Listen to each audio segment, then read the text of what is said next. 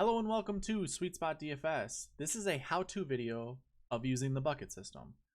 If you've been following the channel or you've been following my Twitter, you know that I have created a video like this already. I'm not sure if I'm going to just have this as an update video or just replace that other one altogether, but I felt like I needed to create another one to sharpen it up a little bit and to provide two important elements that I think are important to the bucket system.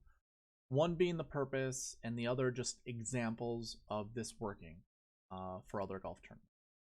So you guys can see what it means and kind of understand it a little bit better. So first and foremost, the purpose. The purpose is to find the optimal lineup. That is what I seek. That is what I chase every single week. And I know a lot of pros think that that's kind of a foolish approach at creating lineups, but to me, I don't think so. I mean, I know the typical response in the DFS world is that, or at least in the DFS golf community, that variance is very high in this sport, but I don't think it's as high as people make it out to be, and I will give the reasons why throughout this video. The other purpose that I have for doing the bucket system is to trim down my player pool. If I were to just look at course history and recent form, I'm sure I'll find a bunch of golfers there. Chances are they will all have something in common, and one or two of them will miss the cut, and it will just drown my lineup. So I want to trim it in a way where if I were on a bunch of golfers and they all fit under one bucket, and I'm only supposed to pick one or two of those golfers, at least that tells me not to go all in on those guys, on those golfers. So it helps out with that. So that's the second piece to the purpose. Let's get into the buckets. I'll pop the Travelers Championship spreadsheet. This is the notes page. Every notes page of the spreadsheets I create have two tables in them that show the last week and last year buckets for top 5 and top 10 finishes. Right away, you see top 5 here on the screen, and you have, okay, so we have two buckets. We have last year bucket and last week bucket. Within those buckets, there are 6 values, and the numbers are 1 through 6. Those values indicate a confidence rating, and that confidence rating is based off of how many golfers finished inside a range of finishing position. And those ranges, hopefully you're all still following me, I have 6 ranges that will never change. That's first to 20, 20 to 40, 40 to 60, 60 to 80, 80 plus, and did not play. Those ranges, again, will never change. Just so you guys are clear, those ranges never change. The values for the confidence might change week to week, depending on what the data shows. So within these tables, we have all this information for each year. So under each year, we have an amount of golfers who finished inside the top 5. So the top 5 of the Travelers Championship. What this number 2 represents, in the top 5, we had 2 golfers who finished top 20 last year. That's what that number represents. I actually have an example up and ready for you guys to see. So in 2017, we had 3 golfers who finished inside the top 5 who had a top 20 finish the year before. If I go to my results page, I have them highlighted right here. As you can see, in 2017, Daniel Berger was 2nd, Paul Casey was 5th, Patrick Reed was 5th. The year prior, Daniel Berger was 5th, Patrick Reed was 11th, and Paul Casey was 17th. We go back to the notes page. Again, you see that indicated right here. It doesn't show who the golfers are, it just gives a count, and that's what that number signifies. I create a confidence rating based off of a sum function, basically a count. I were to highlight this, I kind of already done it for you guys. You can see I am adding up all the numbers that are in the 1 through 20 range from 2019 all the way to 2013. 2013, there are no stats because I didn't keep track of 2012's finishing position or finishing positions, so we have that all X'd out. Now, based off of that count, I will compare it to the rest of the ranges. And, logic would then dictate the higher the number, the higher the confidence, which is exactly what I do week in, week out. If we have a tie like we do right here, I will do one of two things. I'll either come down to the top 10 and see if there's a difference in numbers here, which there ends up being. If it's a significant amount, of difference, I will definitely give the nod just based off of that. More so than not, I will just look at what is a better finishing position. Now, obviously, 1st through 20 is definitely a better finishing position than 40 through 60. And why I would choose the better finishing position has everything to do with the psychology of golf. If last year you had a top 20 finish, you will be coming into this tournament with a bit more confidence than if you had a 40 to 60.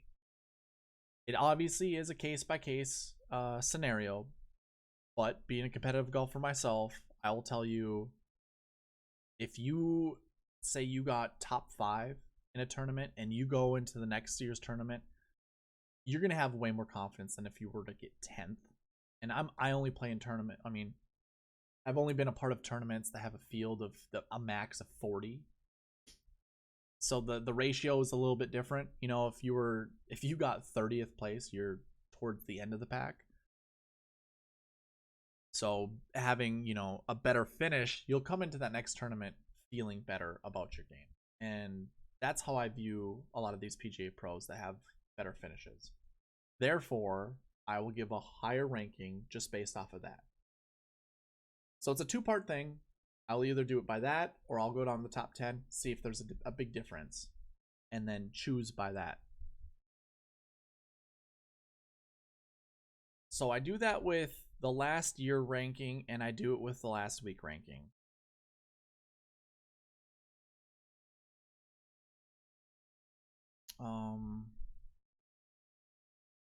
Okay, so I told you what the values are, how they're determined.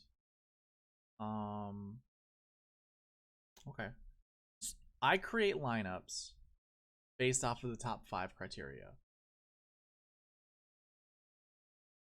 I will look here and see if I have any consistent reading. And for the Travelers Championship, I do for last year bucket 1. I see that at least one golfer has finished inside the top 5 for the last 6 years, or last 5 years, I should say, which gives me confidence to play. I started my lineups for this tournament at least with one golfer that was in the last year bucket 1. There ended up being 3 golfers that finished inside the top 5 that fell under that last week bucket, or last year bucket 1. Last year bucket 2 had a 0 in there, so the confidence level isn't the highest because we could get skunked if we chose golfers from this bucket. However, 2 golfers this year finished inside the top 5 that were in that bucket. And really, when you look at it, it's our second highest ranking, followed by the 40 to 60, which we also had 2. So our 3 highest rated buckets had golfers inside the top 5. This is just the Travelers Championship, but you'll see this throughout every single tournament, minus maybe the Memorial, and we'll get to that. I'll show you what that looks like. But this is pretty consistent throughout every tournament. Now, knowing that information, you can select golfers based off of those buckets, which means you can trim down the field considerably. The best part is when a lot of the top ranged or top salaried golfers all fall under a certain bucket, which requires you to pick one of them. Pick 1 or 2 or maybe even 3 and only stick with those golfers. and it will give you more confidence going all in on those golfers if you choose to go that route. You can obviously spread it out and play ownership of all of the golfers, but chances are you might not win a lot of money that way. It also allows you to fade those golfers, especially if there are different buckets that have higher salary golfers. Let's take a look at the DK page for the Travelers Championship, and I'll show you the difference, the reason. Actually, what I want to do, what I'll do right away, since this is already up and looking you guys in the face, I told you I started golfers in the last year bucket 1. I just want to come down here and make sure that the bucket is the same at the top 10, because the buckets that you see on the spreadsheet that I'm going to show you come from the top 10. They don't come from the top 5. They come from the top 10, and the differences, there can be differences between the two, depending on how many golfers find the top 10 as opposed to the top 5 in different range. With that being said, I don't think there is any change in any of the buckets for, nope. So we're good when it comes to that. Now, I didn't do it for all of my lineups, but I did start the first 58 lineups with a 1. And I color code this. I typically use the last year bucket as my coding, because that to me is more important than last week. Let me go back to the notes. There's one more piece I want to add to all of this. The last year bucket and the last week bucket, both of them are the most recent occurrence for both course history and recent form. So the last year bucket is the most recent occurrence of course history, and the last week bucket is the most recent occurrence of recent form. The bucket system has a lot to do with recent form and course history, is basically all I'm trying to get at, but it is really highlighting the most recent occurrence. And I think that matters more so than if we were to look three tournaments ago within this year, or 3 tournaments ago for this tournament, or so 3 years ago. Because 3 years ago, unless you won the tournament, I don't think you're really going to be bringing in that confidence coming into that tournament. That's my personal belief. I just don't see it. In last week results, as opposed to 3 weeks ago, as long as you've played prior to those 3 weeks, actually, even if you didn't play, there's a lot of time that goes by. Who knows what you're doing? You could be, or a golfer could be practicing, they could be vacationing, you have no idea. And sometimes seeing a golfer not play the week before is actually helpful. It's beneficial. Hopefully you guys understand, last week, recent form, last year, course history. Okay. Going to the lineups. Like I said, I started the first 58 lineups with a 1. And then I just went down from salary from my favorite golfer. This week was Patrick Cantlay, and he actually did pretty well. But if you were to look at the rest of the 5 golfers, as we scroll down here, if I were just to highlight all of this, you can see at least 1 dark green. And that's the other thing I forgot to mention. Maybe you guys already picked up on it when we looked at the notes page, but dark green indicates a 1, light green indicates a 2, yellow indicates a 3, orange is a 4, light red is a 5, dark red is a 6. They are the colors of the stoplights. So when you see all these colors here, you can tell which one is which. The orange and the yellow kind of bleed in together, so you might not be able to actually see the difference. But there's your yellow and then your 2 oranges. But like I said, if you were to look throughout all these 5 columns, I had at least 1 golfer that was a dark green, except for 1 lineup, which is right here. And that's how I use the bucket system, is looking at the top 5 table, determining how many golfers do I need in that bucket. I start out with that with my lineups, or in this case, I went by salary for these guys because I think Patrick Cantlay, Jason Day, Paul Casey, and Bryson were the highest salaried guys.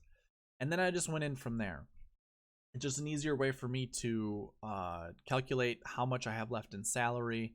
Although really, I would kind of go against that because I don't think that really matters all that much. You shouldn't really be focused on salary when you're using the bucket system. Just use the bucket system to find the golfers you think are good.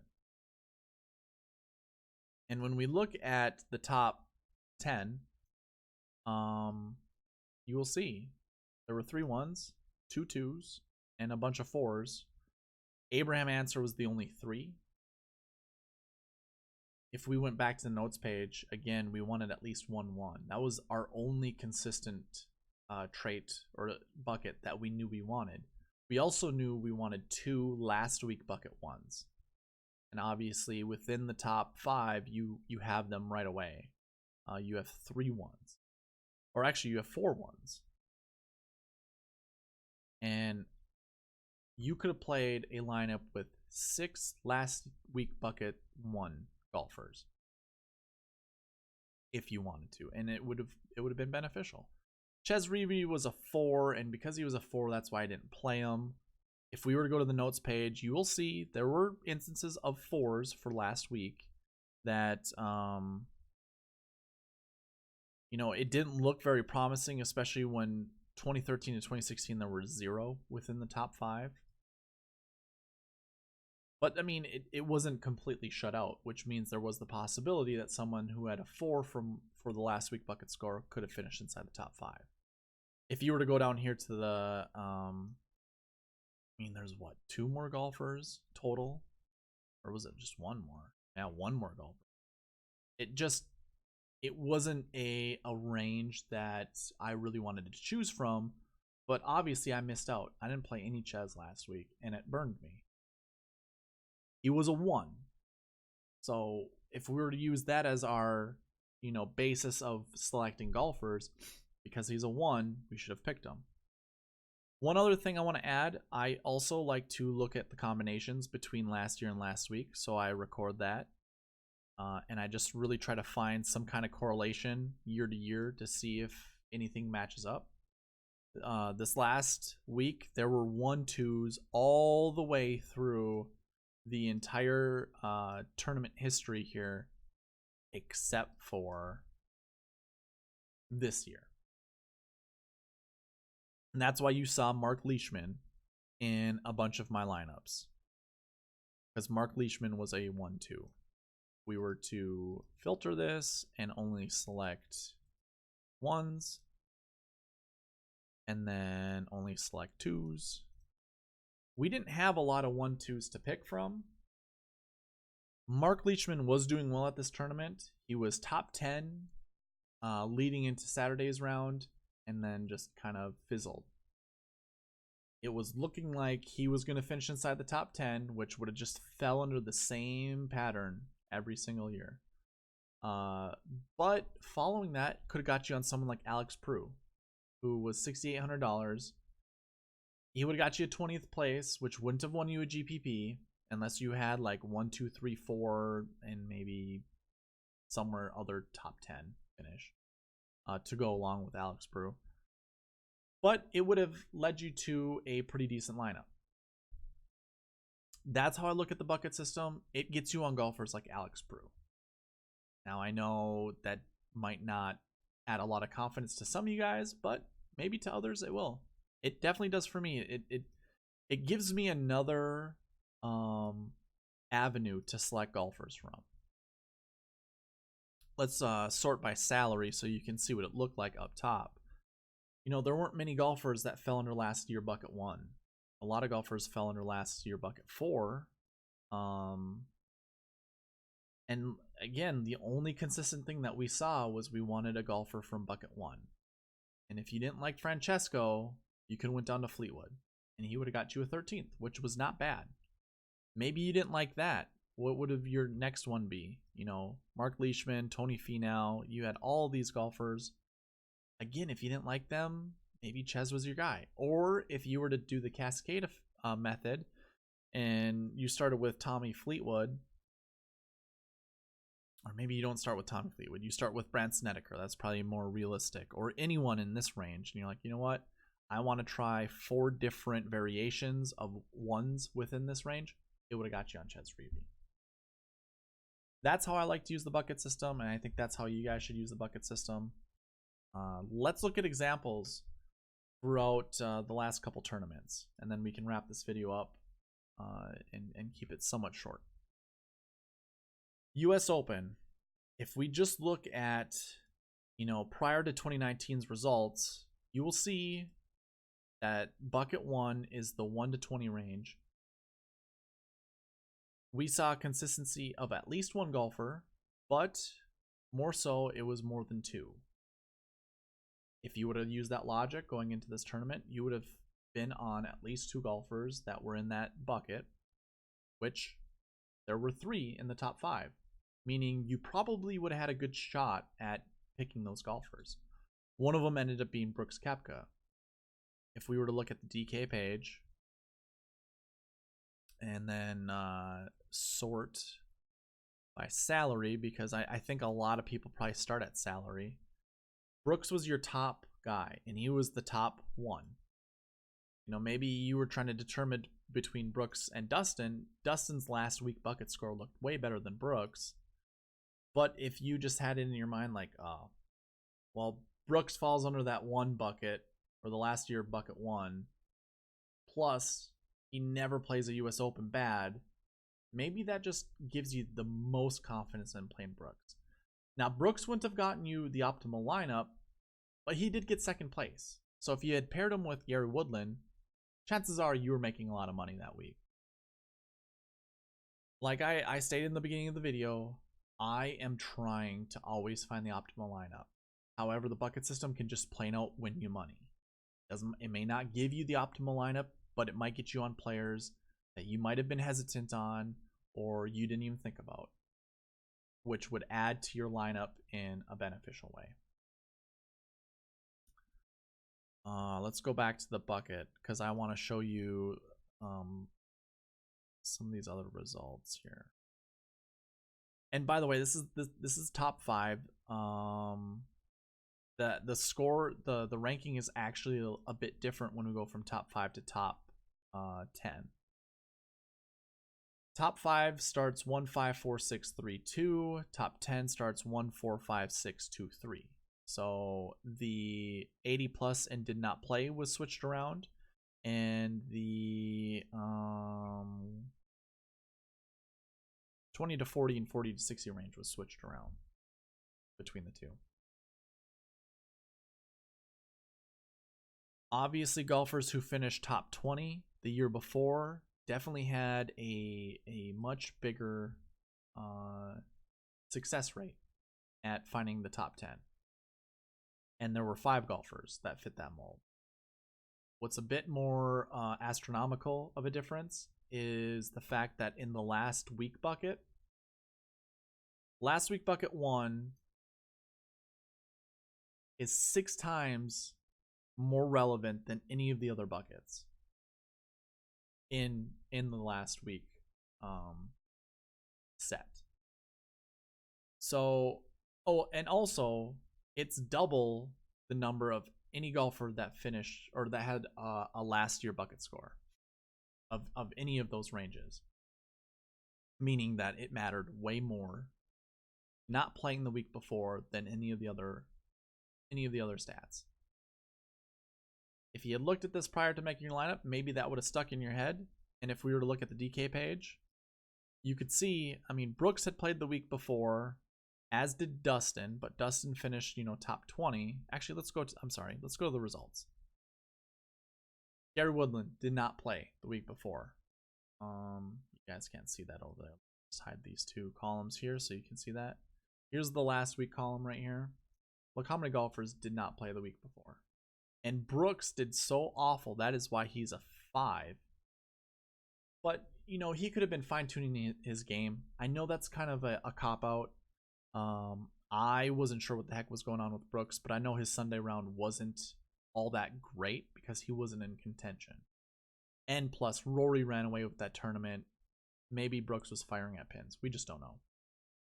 But the rest of the golfers, you know, the top 8 golfers didn't play the week before.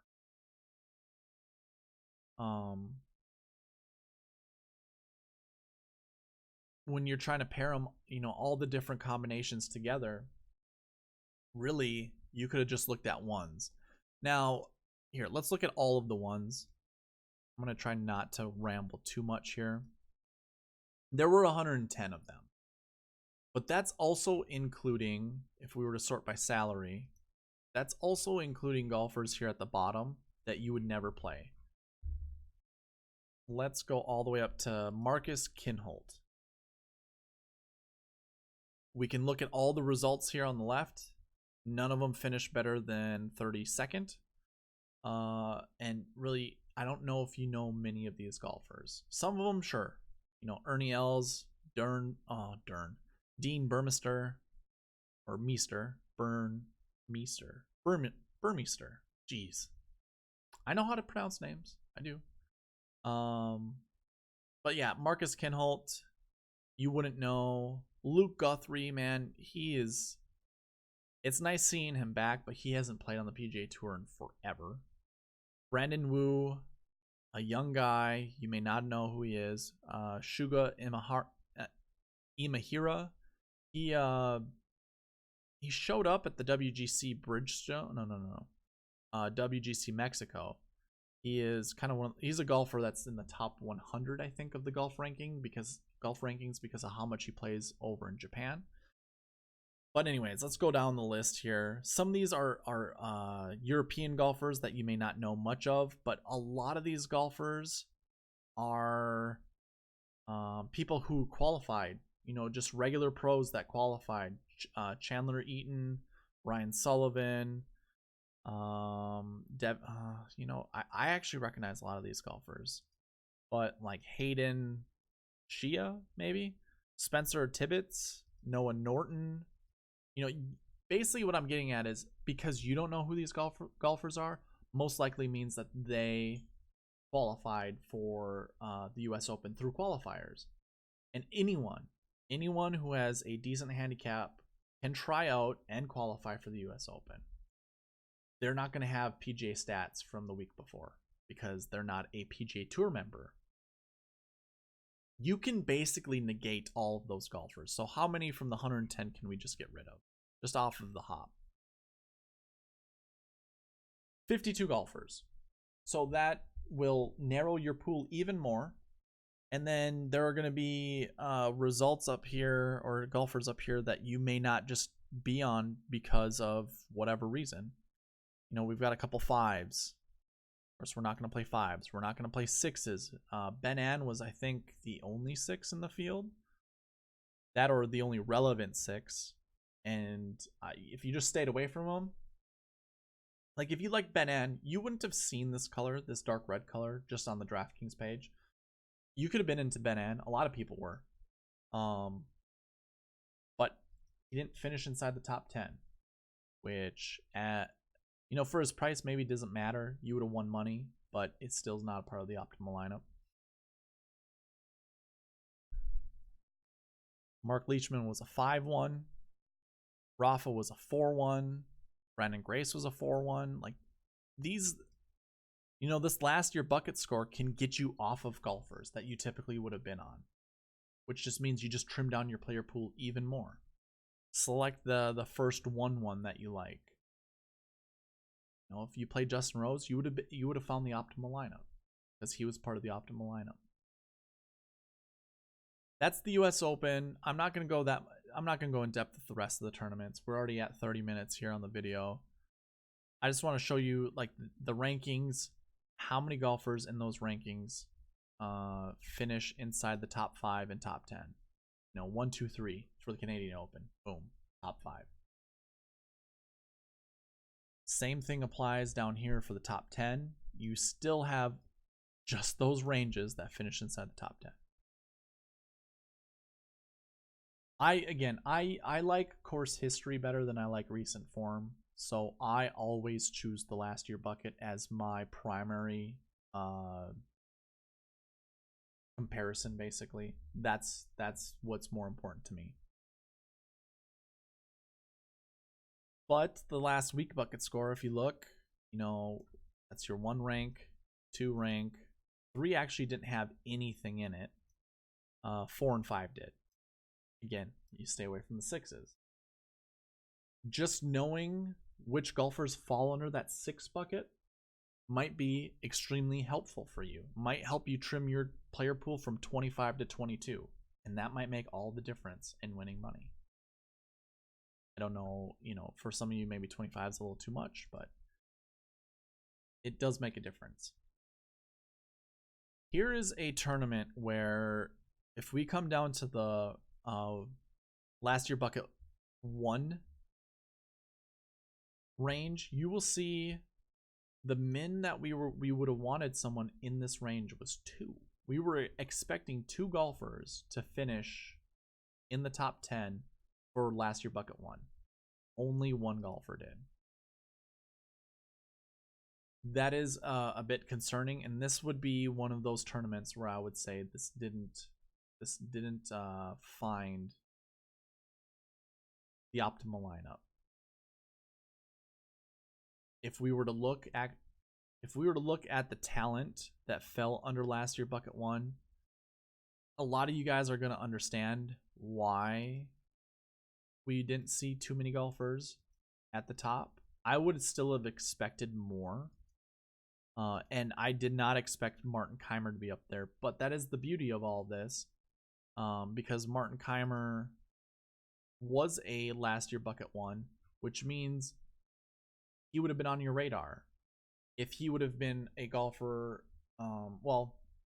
if you would have taken finding last year bucket 1 golfers important. We only had 5 golfers that finished inside the top 20. But if we sort this by salary, this bucket really is highlighted by these 4 golfers right here, which aren't special in their own right. $7,700 is the highest salary. 75 to 1 is the best odds within that bucket. So, it doesn't provide very talented golfers as opposed to maybe the other years. I don't have 2018's DK page up, or at least I haven't adjusted it to go along with the buckets. But just looking at the player pool, maybe you wouldn't have been on a lot of these golfers. I know I was, and I'm not gonna say, I really liked Sung Jae. I liked Tyrrell Hatton for that tournament.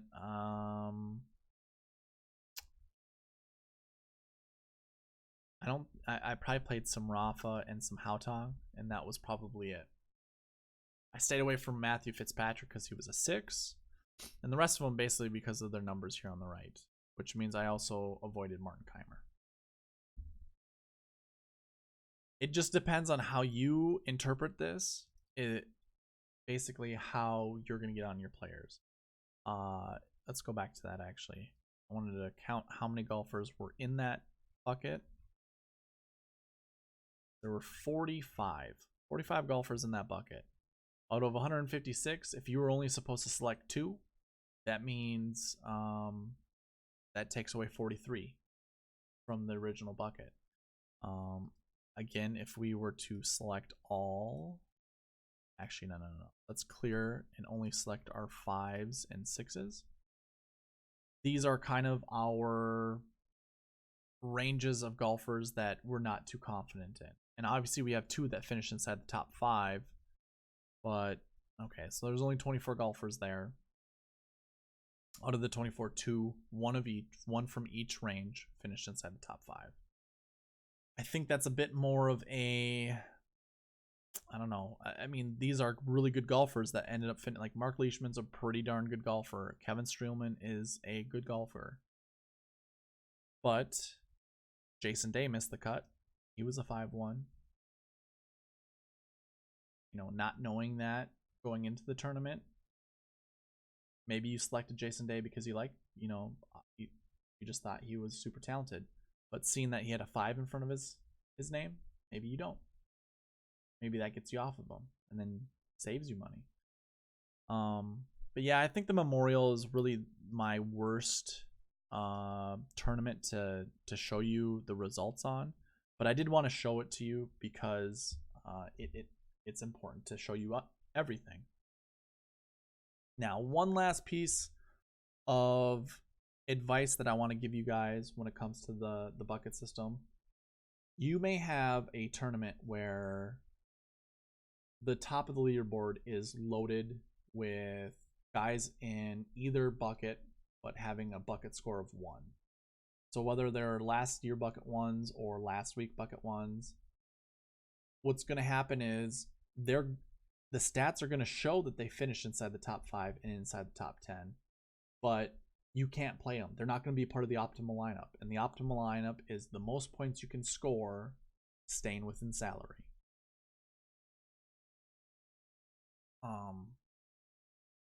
Just keep that in mind, because I've had multiple times where I've kind of stuck on that. I'm looking at 3 golfers that follow last year bucket 1 or last week bucket 1, and I'll get on golfers that are a bit cheaper, not really looking at the top of the leaderboard, and thinking to myself, I shouldn't say top of the salary. I'll get enamored by that, so I'll select like 2 golfers that are at a high salary that follow or fall under that bucket 1 score, and then I need to find a third. I'll scrape the bottom to find a 1, maybe a 1 that has decent recent form, or a 1 that is a rookie, something like that. And I'll end up burning myself because I was too, well, first of all, I was blind to the top of the salary. I'll just call it the salary leaderboard. It's not a leaderboard, but it's the top of the golfers that have the highest salaries in the DK page. So you should always look to see who's at the top, and if you can fit them into lineups. But sometimes, like especially during the US Open or during any major, you're going to have a lot of golfers that fall under those.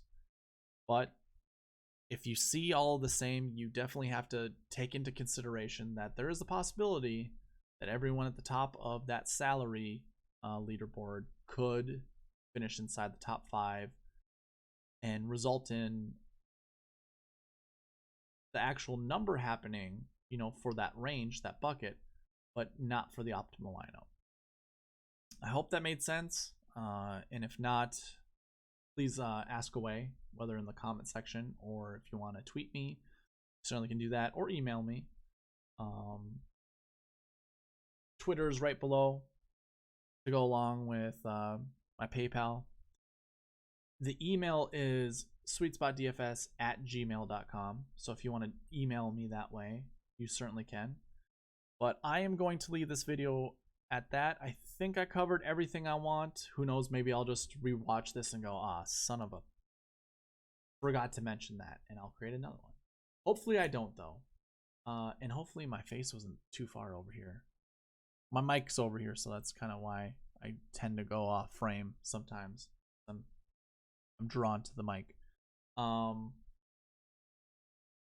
see. I think this was a good video.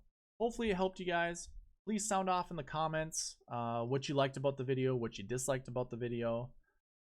You can always email me with your criticisms as well. But thank you for watching. Please leave it a like if you liked the video. Again, comment, and if you aren't subscribed, please subscribe. That way you can see when I post new videos, or at least you'll see on the left-hand side that Sweet Spot DFS has a little blue dot next to it, meaning I uploaded new content.